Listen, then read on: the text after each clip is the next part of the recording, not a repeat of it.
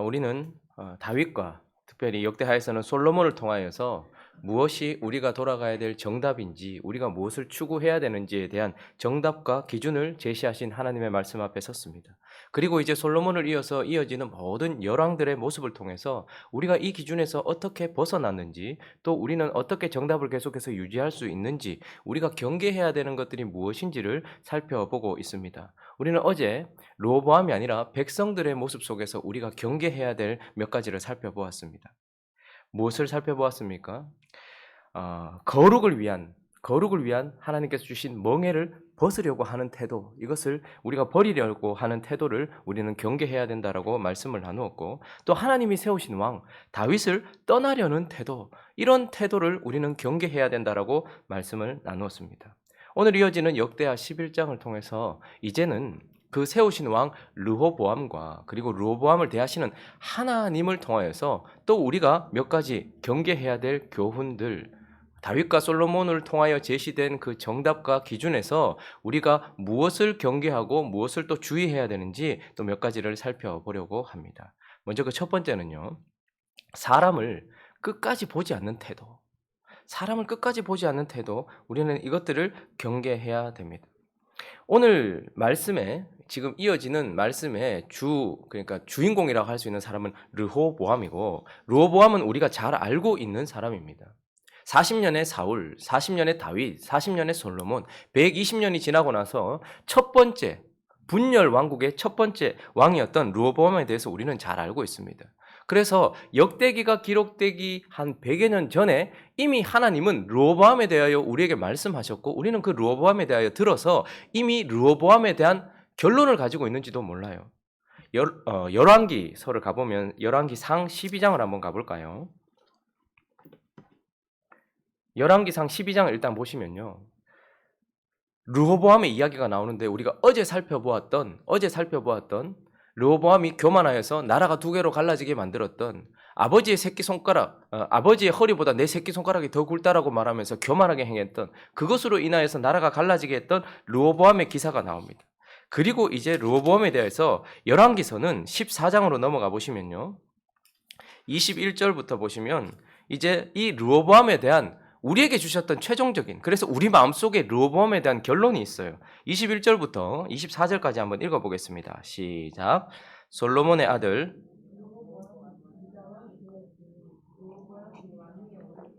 나이가 41세라 여호와께서 자기 이름을 두시려고 이스라엘 모든 지파 가운데에서 택하신 성읍 예루살렘에서 17년 동안 다스리니라. 그의 어머니의 이름은 암몬 사람이더라.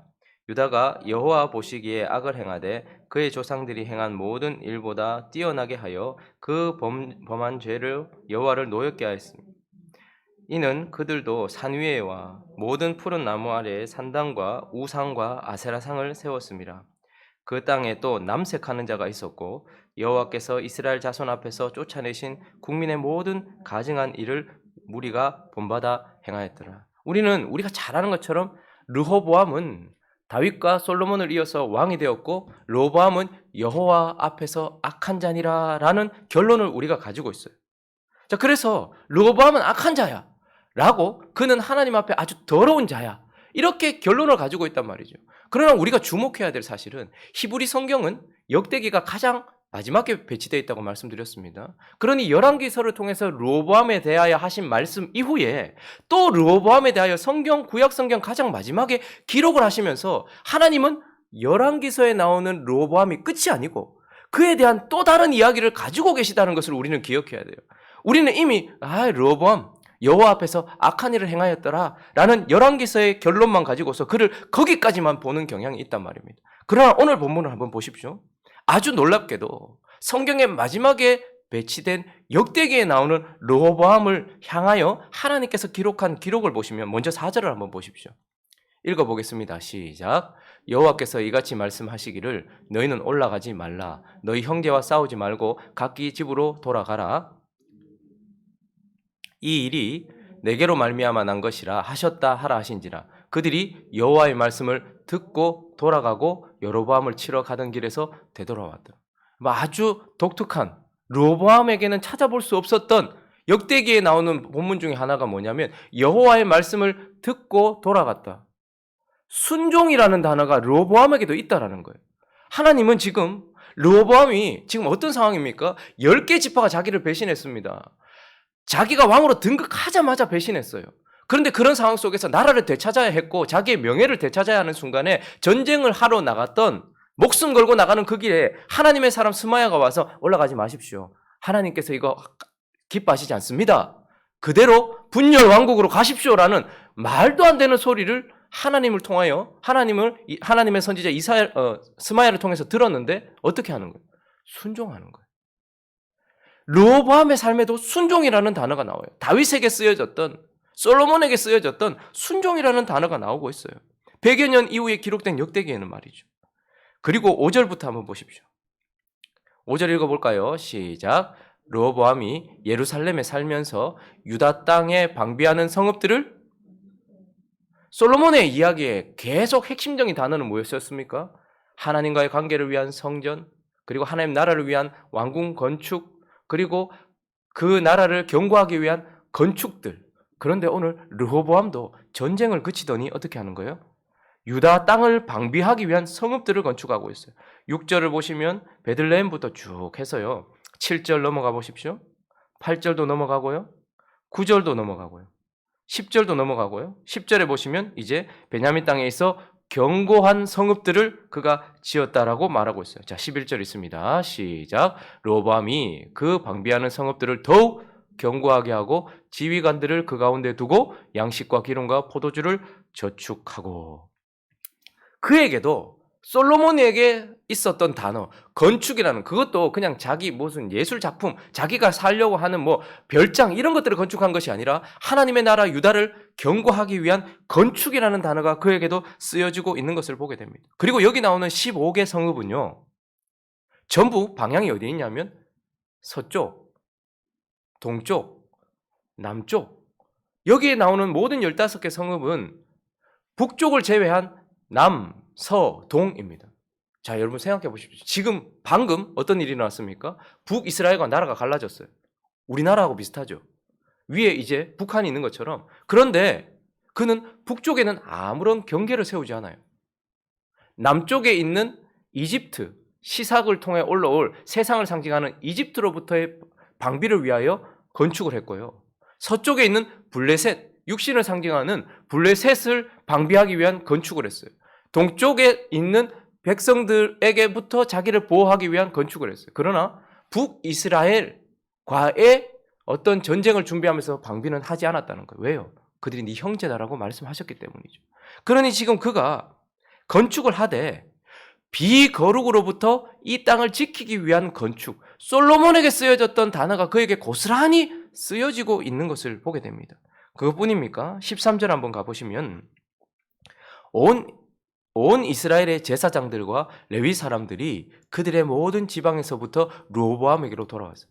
여러분 지금 10개 지파가 배반하고 북이스라엘로 여로보암 따라 올라갔습니다. 그런데요, 놀라운 사실은 온 이스라엘의 제사장과 레위 사람들, 하나님께 예배하고 하나님을 예배하며 또 하나님의 말씀을 가르쳐줄 그 모든 사람들이 다시 어떻게 했다는 거예요? 르호보암에게로 돌아왔대요. 그리고 16절을 보시면요. 읽어보겠습니다. 시작. 이스라엘 모든 지파 중에 마음을 굳게 하여 이스라엘의 하나님 여호와를 찾는 자들이 레위 사람들을 따라 예루살렘에 이르러 그들의 조상의 하나님 여호와께로 제사하고자 하니. 그리고 또 어떻게 됐습니까?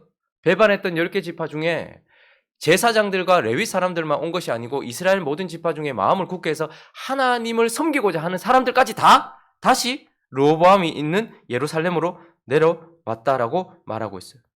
그런데 르호보암이 어떻게 합니까? 자신을 배신하고 돌아갔던 그 사람들을 다시 받아주고 있습니다. 그리고 그들을 통하여서 영적인 견고한 성읍 유다를 세우고 있는 것을 보게 됩니다. 그래서 17절을 보시면요.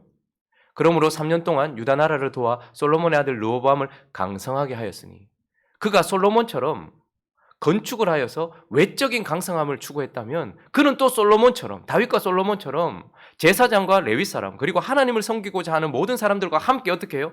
영적인 강성함을 채우고 있는 영적인 나라를 세우고 있는 르호보암을 보게 되는 것입니다. 그리고 22절부터 한번 보시면요. 18절부터 한번 보시면 18절에 보니까 그의 결혼 생활에 대해서 나와요. 읽어볼까요? 시작. 로보암이 다윗의 아들 여리못의 딸 마할랏을 아내로 삼았으니 마할랏은 이새의 아들 엘리압의 딸 아비하일의 소생이라. 자, 지금 그의 결혼에 관해서 말하는데 그에게도 그 아버지에 비해서는 조금 부족하지만 아버지는 워낙 여자가 많았으니까요. 그런데 좀 부족하지만 그런데 그의 여인들의 특징이 다윗의 아들 여리못의 딸, 이새의 아들 엘리압의 딸 이렇게 나오고 있죠. 19절 넘어서 20절 가보시면 압살롬의 딸 마가까지 나오고 있습니다. 20절을 보시면요. 압살롬이 누군지 아시죠? 다윗의 아들이죠. 근데 저기서는 딸이라고 표현됐지만 아마 자손이라는 단어였을 것이고 손녀일 것입니다. 그러니 압살롬의 손녀 뭐 이렇게 표현할 수도 있을 것입니다. 자, 그의 결혼 생활의 특징을 보면 솔로몬은 자기 나라를 강성하기 위하여 이방 여인들과 결혼을 참 많이 했어요. 그런데 르호보암은 아버지와 달랐습니다. 처첩이 많이 있긴 했지만 그러나 다윗의 자손들과 결혼을 하고 있는 거룩한 결혼 생활, 거룩한 가정을 이루고 있다라는 것을 보게 됩니다. 그리고 쭉 넘어가서 23절을 한번 가보실까요? 23절을 읽어보겠습니다. 시작. 로보암이 지혜롭게 행하여 그의 모든 아들들을 유다와 베냐민의 온 땅 모든 견고한 서급에 흩어 살게 하고 양식을 후히 주고 아내를 많이 구하여 주었더라.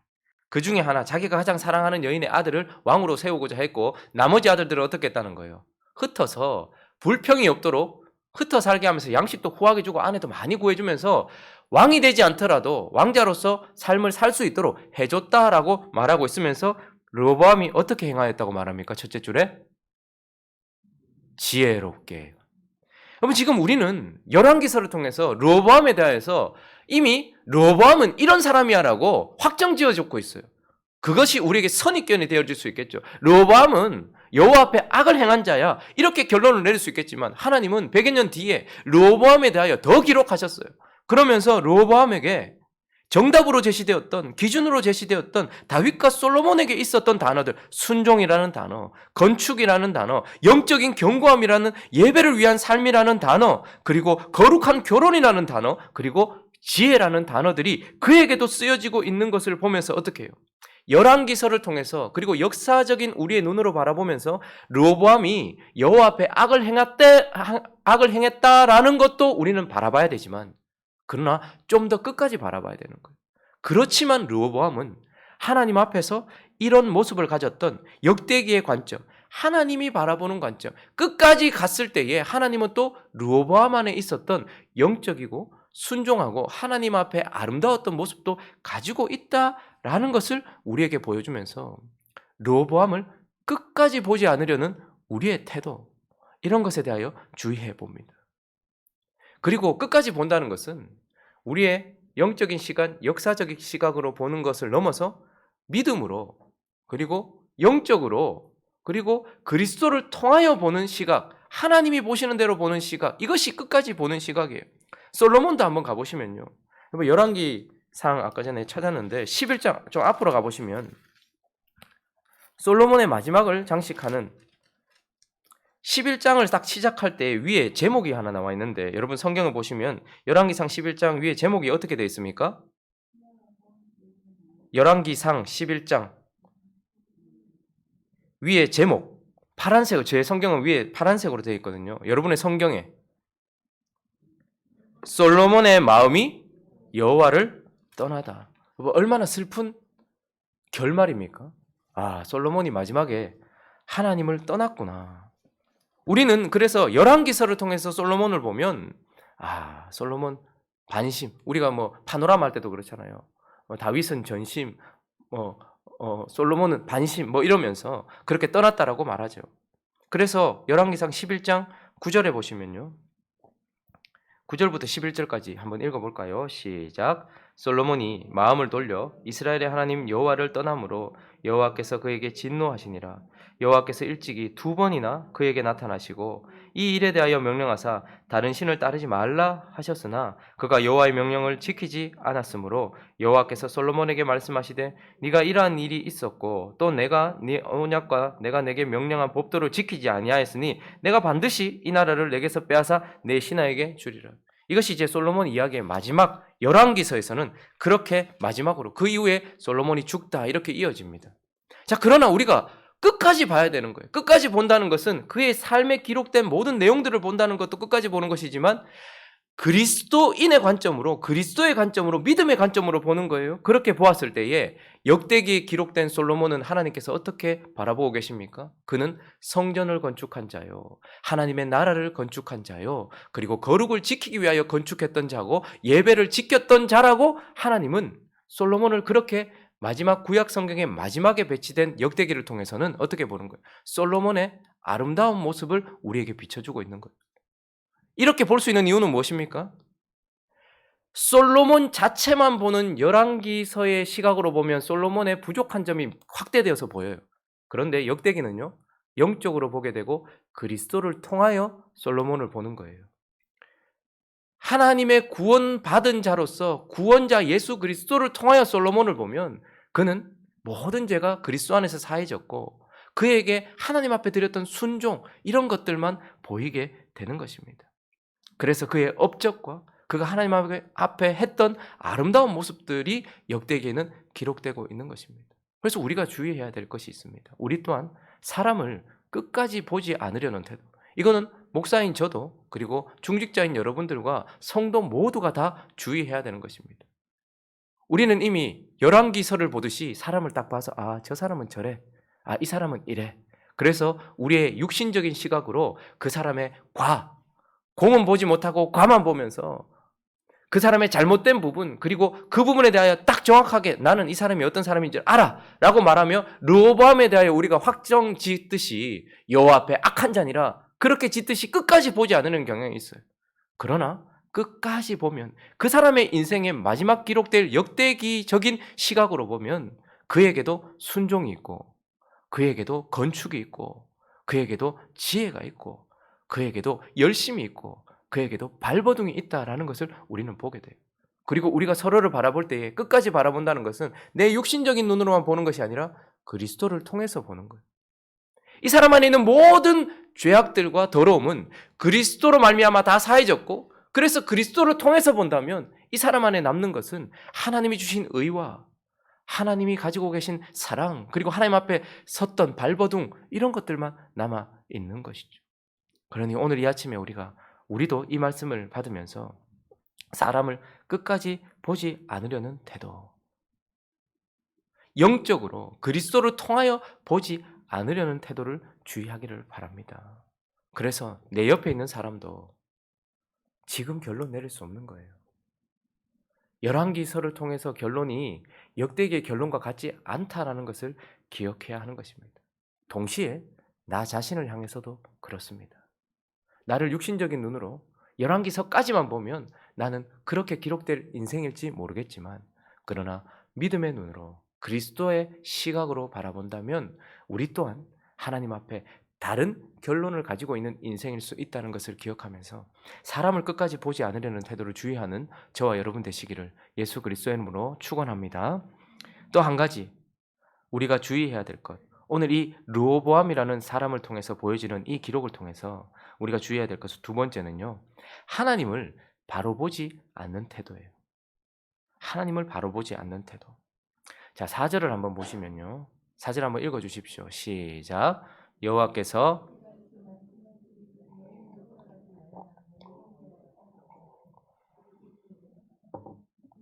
이 일이 내게로 말미암아 난 것이냐 하셨다 하라 하신지라. 그들이 여호와의 말씀을 듣고 돌아가고 여로보암을 치러 가던 길에서 되돌아왔더라. 이 일이 누구에게서요? 내게로 말미암아. 하나님 때문에 이 일이 생겼다라고 하나님이 말씀해요. 이 일이 뭡니까? 나라가 두 개로 갈라지는 거예요. 이스라엘이라는 나라가 세워지고 이 나라가 120년 만에 두 개로 갈라지는 이 일이 내게로부터 났다라고 말해요. 그러니까 이것은 무엇입니까? 하나님이 솔로몬의 타락에 대한 징계로서, 그리고 하나님이 르호보암에 대한 교만에 대한 징계로서 이 일이 났다라고 우리는 그렇게 쉽게 판단을 합니다. 아, 하나님께서 그러니까 하나님을 버려버렸던 솔로몬의 죄 때문에, 그리고 교만했던 르호보암의 죄에 대하여, 그래서 하나님이 이들에게 심판 내리신 거라고 생각합니다. 나라가 두 개로 갈라지는 순간, 여러분 생각해 보십시오. 나라가 안 그래도 작은데 두 개로 갈라지는 이런 수치스러운 일, 그리고 이런 힘이 분산되는 이런 일, 동족끼리 싸워야 되는 이런 일이 하나님께로부터 났는데 하나님이 우리를 치셨다 이렇게 생각할 것 아닙니까? 내 죄에 대해 치셨다 생각할 것 아닙니까? 그러나 이 일로 인하여서 오늘 본문 말씀을 통하여 보게 되는 것은 무엇입니까? 12절을 보시면요, 이렇게 나라가 갈라지고 나서 12절 다시 읽어보십시오. 시작. 모든 성읍에 방패와 창을 두어 매우 강하게 하니라. 자, 하나님의 유다라는 나라가 매우 강해졌다라고 말하고 있어요.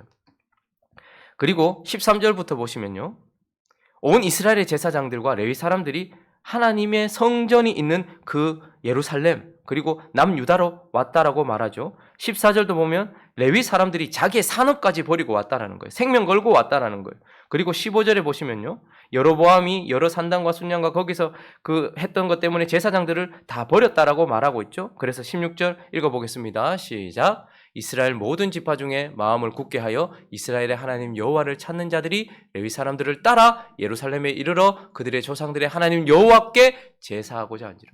자, 나라가 두 개로 갈라지는 바람에 어떤 일이 있었냐면 하나님의 성전이 있는 남유다가 매우 견고해졌다라고 말해요. 그리고 또요, 그 땅이 영적으로 아주 거룩해졌다라고 말해요. 하나님을 섬기고자 하는 사람들만 거기에 모이게 되었다라고 말해요. 자, 그러니 이 일은 하나님이, 우리는 보통 우리의 관점으로 봤을 때 안 좋은 일이 일어나면 하나님이 나를 치셨다, 벌하셨다 이렇게 생각할지 몰라요. 그러나 하나님이 오늘 왜 이렇게 하신 것입니까? 우리는 나라가 갈라질 이 지점에서 솔로몬이 어땠는지를 봅니다. 솔로몬은 하나님을 떠나 있었어요. 타락한 상태였어요. 그리고 우리는 어제 본문을 통하여서 솔로몬 아래에 있었던 백성들의 상태를 봅니다. 그들은 어땠습니까? 거룩을 지키기 위한 모든 수고가 무겁다라고 느끼면서 하나님을 향해 떠나 있었어요. 그리고 이어서 세워진 르호보암의 상태를 보았습니다. 르호보암은 어땠습니까? 매우 교만했습니다. 그러니 이런 비거룩과 하나님을 떠난 상태에서 나라가 하나로 되어 있다면 나라가 어떻게 될까요?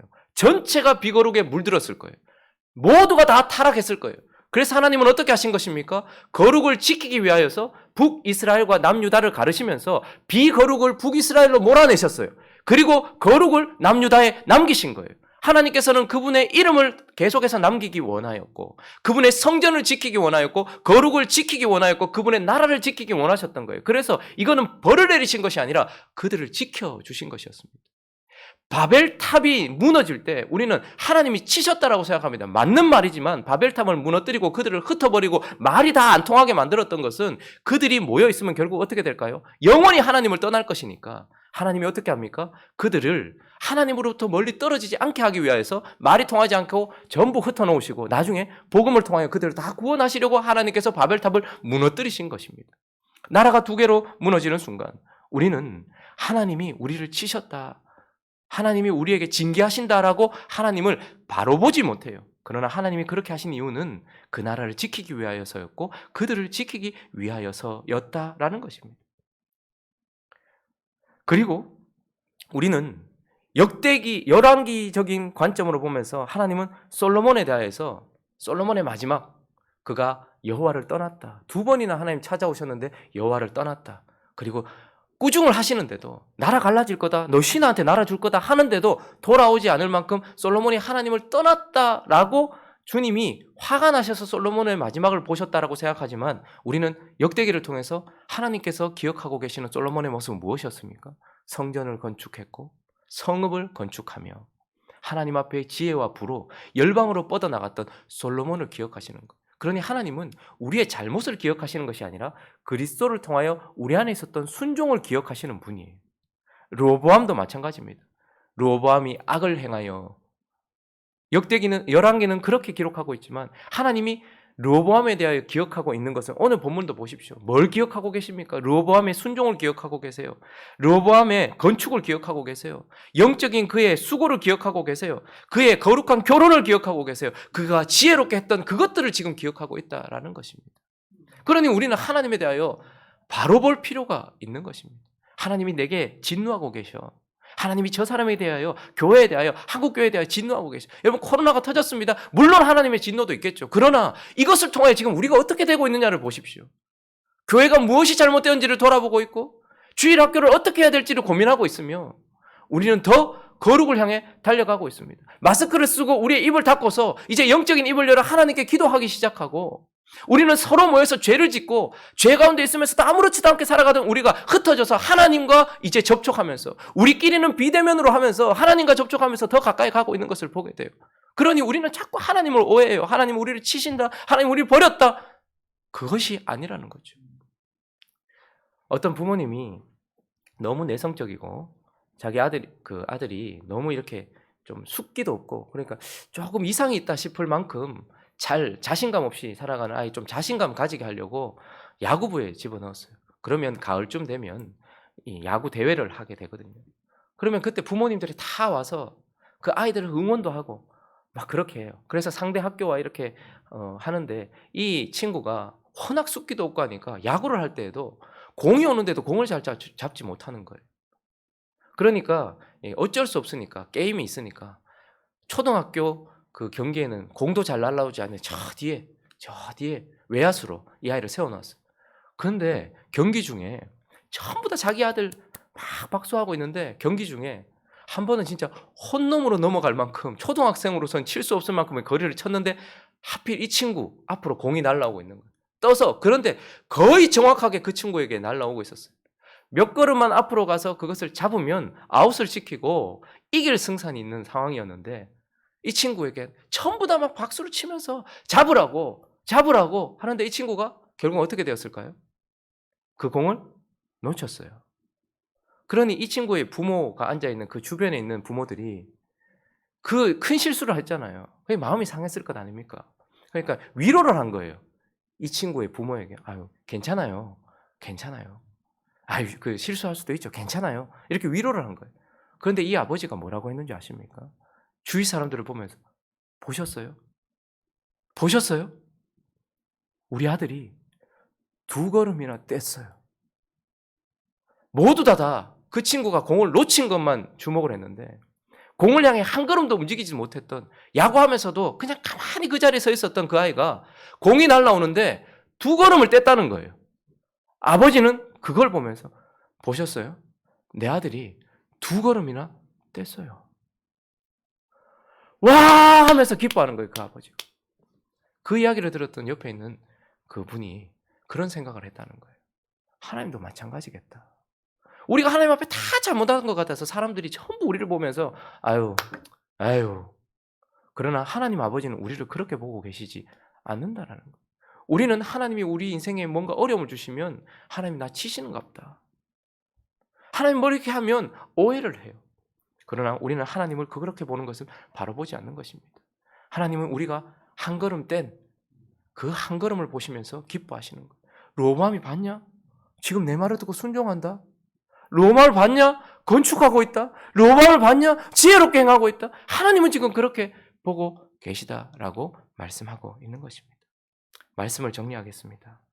우리가 먼저 이 본문들을 보면서 인정할 필요가 있습니다. 우리는 결코 끝까지 보지도 않고 바로 보지도 못하는 그런 연약한 인생이라는 것을 인정하십시다. 나를 향해서도, 우리 옆에 있는 동료들을 향해서도, 우리 주변에 있는 성도들을 향해서도, 그리고 하늘에 계신 아버지를 향해서도 우리는 바로 보지 못하는 자입니다. 그러므로 하나님 앞에 바로 보지 못하는 우리를 놓고서 간구하면서 바로 볼 수 있도록 간구하는, 기도하며 하나님께 요구하는 우리가 되었으면 좋겠습니다.